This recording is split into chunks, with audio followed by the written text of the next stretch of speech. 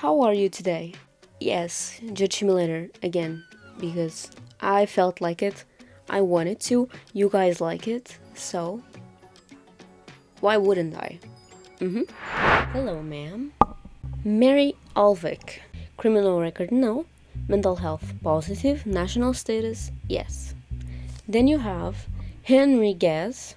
Criminal record, no. Mental health, positive. National status, yes. People named Mary Alvec and Henry Guess replaced the CEOs of Glenzinwick and Karen and Wells companies who were killed suspiciously in the past months.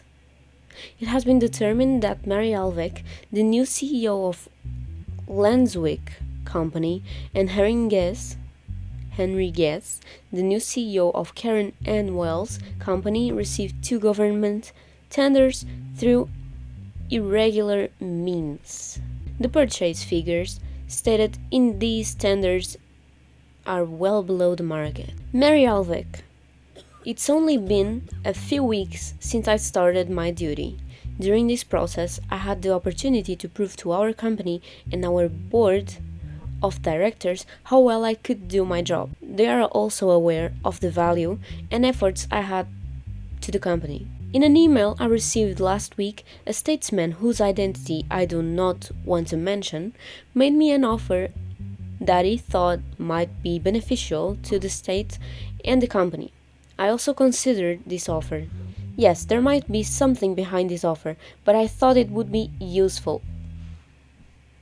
Are you admitting the crime you're being accused of?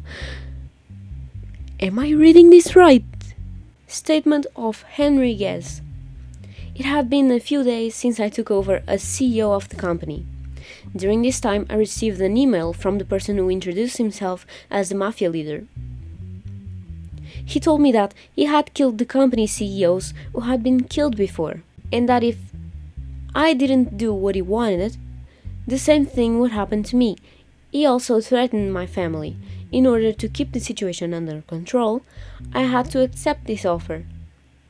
As a matter of fact, I did not observe anything illegal in the request. I was only asked to take part in a tender to be opened by the state. So they are admitting, like the mafia told you to do something, but what about telling the police? What about not doing what they told you to do? Mary just admitted. Period. It's confirmed. Then you have Henry, who is trying to say that it was the mafia. I mean, doesn't do anything to me. Shut up. Thank you. Oh. The emails the defendants are talking about. Email from, I don't know who is this, to Mary. Hello, Mary. I am Martin Redrow, Interior Minister of the Banana Republic. I would be very happy if this information could be kept between us. It's in the court right now. I will make you an offer that will benefit both of us. If you enter your company into the tender that will be opened next week and whose information I will send you, it will be incredibly profitable for you and your company. Okay, so she admitted it, and it's actually true. Does she think that nothing will happen because the minister told her to? That's not how it works, you know. From Martin Redrow, the same man, to Henry. Hello, Mr. Guess. First of all, I wish you success in your new role in your company. I hope you remember what happened to the CEOs before you. Now I'm going to make you the same offer I made to them before. If you don't want to end up like them, confirm my offer and give your daughter Mia the greetings of the mafia leader. I assume my message got through. I mean, it actually was the mafia, you know, talking to him. Wait. It was the same man who sent him the email. The man told Mary, I'm the Interior Minister of the Banana Republic. And then he goes to Henry and says he's the mafia leader. I mean, he didn't say he was the mafia leader, but it said, give your daughter the greetings of the mafia leader. Like, I am the mafia. Are you the Interior Minister or the mafia leader? I'm confused now. Let me ask them, why did you trust a tender that you learned about through an email and that was very cheap compared to the market? Since I took office, I knew that everyone expected good things from me, and the email I received was a great opportunity for me to prove myself. Additionally, the email came from a government employee and the tender looked like a very official tender. There was nothing for me to suspect. If you know who the person in this email is, you need to tell us right now. This way I can help you avoid punishment. I don't know how true it is, but he introduced himself as Interior Minister Martin Redrow. That's all I know. He said that his identity would remain anonymous and that this opportunity would be profitable for both parties. And why didn't you call for help after receiving such a threat? Exactly. Why didn't you immediately call for help? Because he threatened to kill my family. Would you take that risk if you were me? That's what I was thinking when I was reading the email. Like, would you do the same as him or report them? He's trying to make us put him like not guilty. You shouldn't think like that.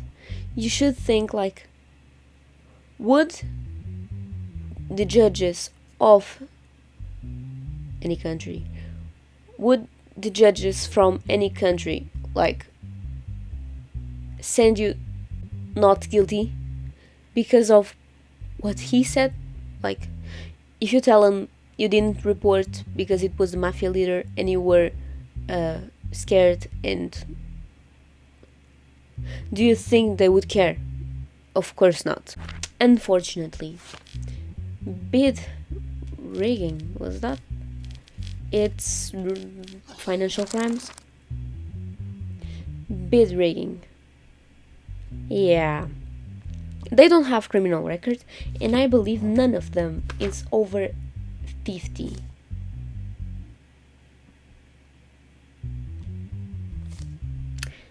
Henry is. Criminals over the age of 50 should be given half of the punishment for their crimes. If they have a criminal record, half of the aggravated sentence should be given. Mary? 8 years. Mary is done. Now we need to do some calculations for Henry. So, if it's half, 4 years. We know that. 4 years, as we know. And the money isn't that hard. Do you think it is? Oh.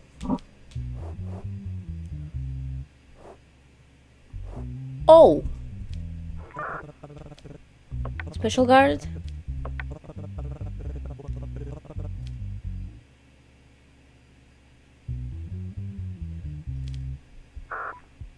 Let's hope I don't get killed today, okay? Famous actress Gwen Stone's lawsuit against her ex-husband, famous actor Ross Deep. Recently, Gwen Stone and Ross Deep decided to divorce and got divorced. After the divorce process was completed, Gwen Stone filed a lawsuit for damages against her ex-husband, Ross Deep. As a justification, she stated that Ross Deep manipulated Gwen Stone's acting career while the divorce process was ongoing. Gwen Stone filed a lawsuit for damages worth $5,450,000, stating that her career was in decline and that she suffered financial losses during the divorce process. Statement of Gwen Stone. First of all, I would like to point out that my time is very valuable. Therefore, I ask you to carefully understand what I say. As you know, my husband and I went through a divorce case that lasted 2.5 months, and this made me very tired. The thing that tired and hurt me the most. During this process, my ex-husband was trying to justify himself. He always made me look bad in the media and constantly appeared on live broadcasts and said a lot of untrue things. The film companies I had agreements with terminated their contracts with me. My image was damaged. In this process, I could not earn the $5,450,000 that I expected to earn. All I want is for this damage to be compensated. As you know, I was acquitted in the divorce case, and it was appealed to the court that what I said did not reflect the truth. I demand that necessary action be taken. It feels like she's either saying a lot, like lying, or could be actually true, but I suppose it's a lie. In this case, I cannot ignore the aggressive attitude of my ex-wife, Gwen Stone, towards me. I cannot allow her to impose the divorce decision we made together as if I had made it alone. In this process, we were both damaged materially and morally. But I did not argue that she was responsible for this. In addition to what I said and presented at the time, this compensation case also proved what a money-hungry person my ex-wife was. She is a person who worships money. I absolutely refuse to pay this money. I'm here to request you to take the necessary action. Okay. Let's see the evidences.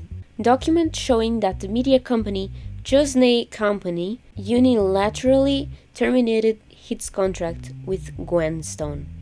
A dialogue between Ross Deep and the moderator on one of his broadcasts. Reporter: we know that you are in the process of divorcing your wife. Can you tell us the reason for your disagreement?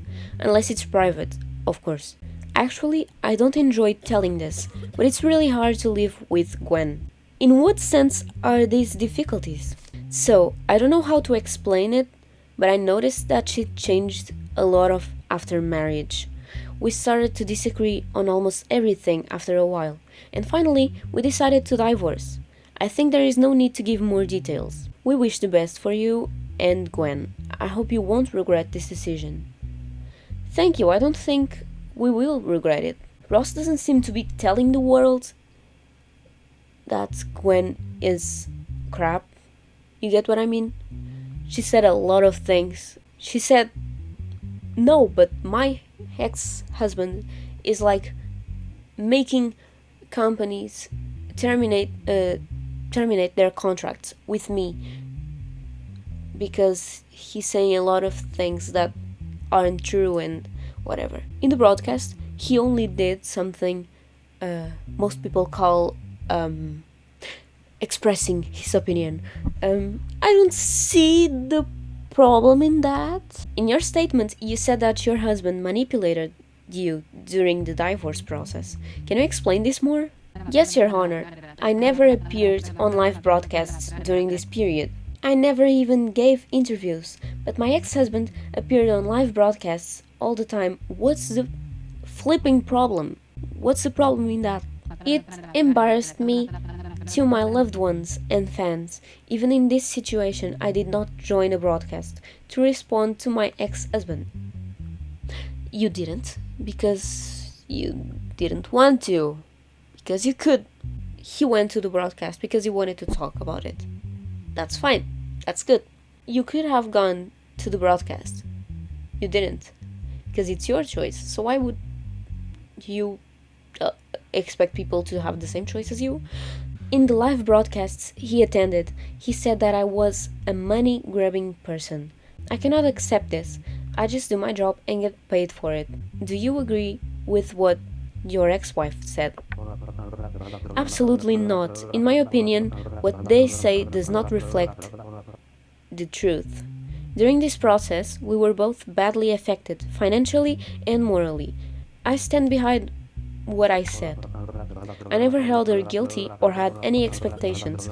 During this process, I only expected respect and understanding from her. But sometimes I forget that she is not that kind of person. I don't need to see anything else, you know. Gwen is not right, and he shouldn't pay. No letters in this week? Wow. Edwin Darrel.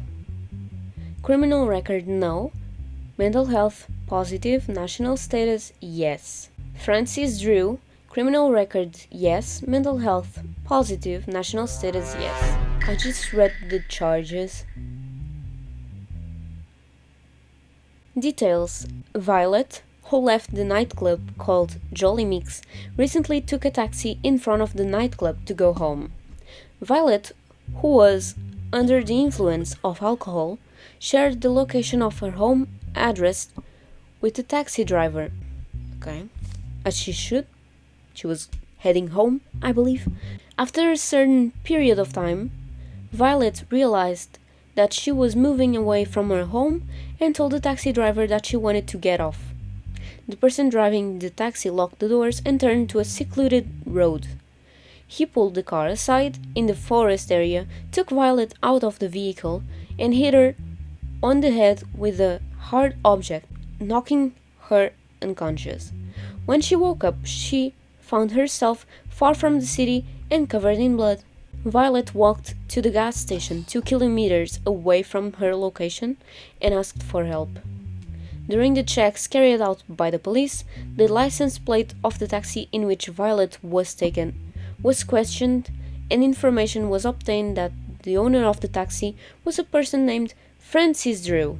Based on the statement given by the person named Francis Drew, the person named Edwin Darrel was detained at his residence address. Huh? Who's the taxi driver? Francis? Or Darrel? Statement of Violet. That day, I went to a nightclub with my friends to have fun. My friend and I consumed some alcohol, not enough to make me lose my temper. After leaving, I took a taxi in front of the club to go home. The distance between my home and the nightclub is 5 kilometers and it takes about 10 minutes by car. About 15 minutes after getting into the taxi, I realized that we were moving away from where my house was. I wanted to get out, thinking the taxi driver would hurt me, but he didn't even listen to me. We entered a forest area. I screamed as the car shook, but he didn't say anything. After a while we stopped. He got out of the car, opened my door and pulled me out of the car. As I fell to my knees, he hit my head with something hard. Afterwards, I fainted. When I woke up, I felt very bad. There was blood everywhere. It had dried a little. I hit the road, half running, half walking. I reached the gas station and asked for help. The taxi driver had a hat on, and I couldn't see his face. Statement of Francis. I don't know what you are talking about. That day, my wife and I were invited to dinner at my mother-in-law's house. Yes, I have a taxi plate, but I wasn't working that day. That day, I gave the car to a friend of mine who said he needed money urgently and wanted to work in a taxi. His name is Edwin Darrel. Can you just be a taxi driver like you can just go somewhere like, hey, can I borrow your taxi car because I feel like working as a taxi driver today. Statement of Darrel. Yes, I worked in the taxi that day, but I had already delivered the car to Francis before the time of the incident. I was tired because I had been working all day, so I was sleeping. I had just woken up when the police came to my door. They arrested me and brought me here. I don't know anything. Please let me go. I am innocent. Let's just remember that Francis has a criminal record and the other don't. However, can you just be a taxi driver like, today I feel like I want to be a taxi driver. Let me work today with your car and then the car is yours again because I don't need to be a taxi driver anymore. Like, you can do that, genuinely. Assault report. Violet. Wound in the head area due to hard impact. Not the DNAs again. Not the DNAs. The friend you said was driving the car that day stated that he delivered the car to you before the incident. What do you have to say about this? This is impossible, Your Honor. He is lying. And you only say that when I want you to justify or explain something, you just say he is lying. After you delivered the car to Francis that day, did he tell you he would work on it? Yes, Your Honor. After returning the car, he told me that a nightclub was very busy and he could pick up passengers from there. Oh. I didn't care much at the time because I was so tired. Oh, he has a criminal record. Physical assault crimes, I think. Beating. But he was being accused of something else. I saw it. He was supposed to be like 4 years in jail. Let's see the other. Where is it? Here. Execution. Execution. Well, I think we have, even if we don't know how to read DNAs, I mean, if we see this, green to yellow, red to blue, and Edwin, Darrel, it's like yellow, blue, which is kinda impossible. And then you have from Francis to Violet, yellow and green, which kinda tells me, and then you have red and blue. I believe that it's not green to yellow, but like yellow to green works as well. But green cannot be like with blue or red, and yellow cannot be red and blue the same way. So Darrel goes yellow blue, which is quite impossible. And then you have Francis, who goes like yellow to green, which is possible. And then red to blue, which is also possible. And Edwin goes like red to green, which is impossible the same way. So, with that being said, it's Francis. Edwin, not guilty.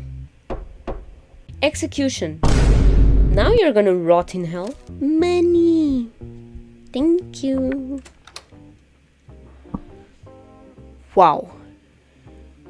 Our wife wants something. I don't like her, but my sanity drops if I don't attend to her needs, which is quite... Your wife says she wants to travel abroad on your wedding anniversary. The price is $7,500. Do you accept? Your sanity will drop if you don't accept this. I have money. I have money. Yeah, accept it. That's it. Hope you enjoyed and see you in the next week.